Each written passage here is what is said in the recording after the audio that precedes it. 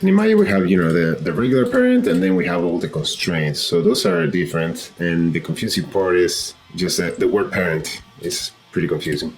Right now, everything is a parent of the world, really. Like every object without, any hierarchy is a parent of the world. And that means if we zero this out, zero rotations, zero translations, it goes to the center of the world, which is right there. But for instance, if I grab this and I parent it under the claw here, the way of doing that, by the way, is selecting a child. Okay, this is a child, this is the parent. So that means I want the box to follow the claw. And then I hit P on the keyboard. You can see here the outliner what just happened. The box went under the claw, and now we have that hierarchy over there. Okay, you can just grab the box now and hit Shift P to unparent it, and you can see what happened right there. It came out of the hierarchy. Another way of doing this is just middle mouse, click, hold, and drag it under the claw, for instance, and then we have the same effect there. Okay. This box now is in claw space, which space switching becomes, it would be like a separate thing from this, but this is the first step to understand space switching, which is a very powerful way of working as well.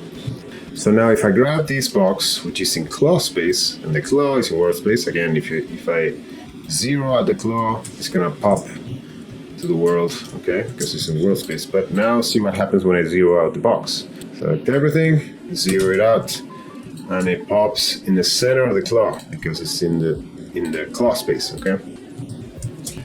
Now that we understand a little bit more how parenting works, let's see. I'm gonna just rotate the claw, and I can see that the box is gonna follow the claw, okay?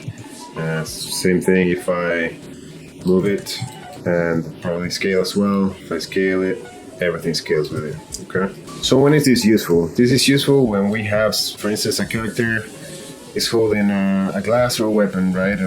But it's always being held in that hand. He doesn't have to drop it somewhere or something like that, right? So it's always attached to the hand. Then you can just do a regular parent to the control. In this case, I don't have any controls here, but it's be the same case, right?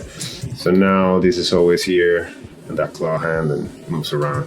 But the problem comes when you have to, say this claw comes down here and now we need it to be dropped there. How do we do that? I can counter animate this, but then you have to really be very precise on this. It's moving, so it would take forever for me to actually get that working. And this is a very simple setup. It might be a lot more complex if it's a human character moving around, okay?